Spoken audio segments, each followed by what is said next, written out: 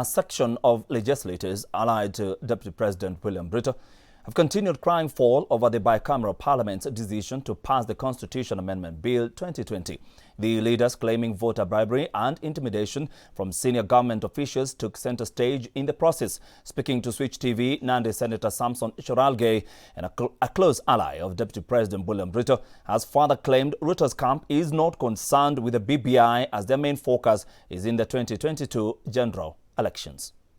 Following the momentous decision by both houses of parliament to pass the Constitutional Amendment Bill 2020, not only did it ignite the BBI train that now heads to the next station, which is at a referendum, but also has it widened the rift between the two political divides that voted yes and no. So I voted no, understanding that this constitutional amendment will bring more burden to Kenyans. For example, there will be taxation.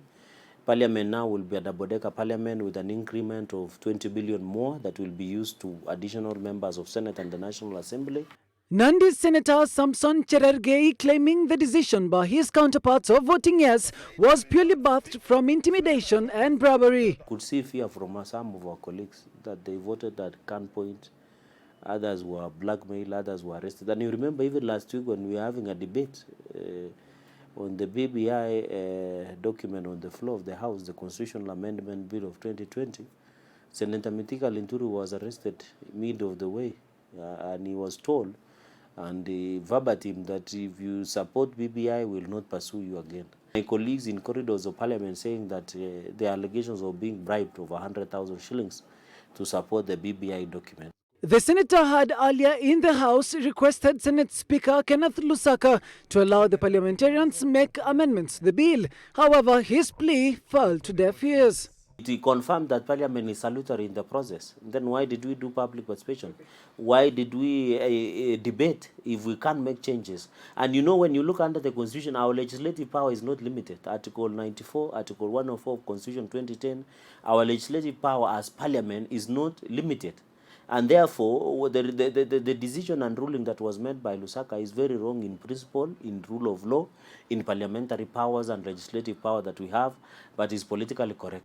The first time Nandi Senator further defending his stand that he has pitched at the Deputy President William Ruto's camp, claiming they did not lose any contest in Parliament. Deputy President never contested, never opposed or supported. So he was not in this contest.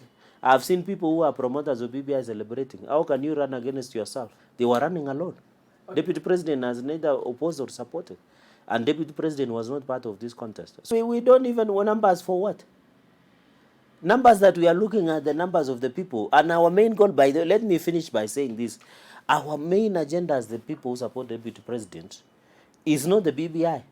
Our main agenda is the presidency of 2022. Story question. There is nothing that. We are not in this business of BBI. They can do whatever they want. We are not even interested. And the main race is in the 2022 general elections.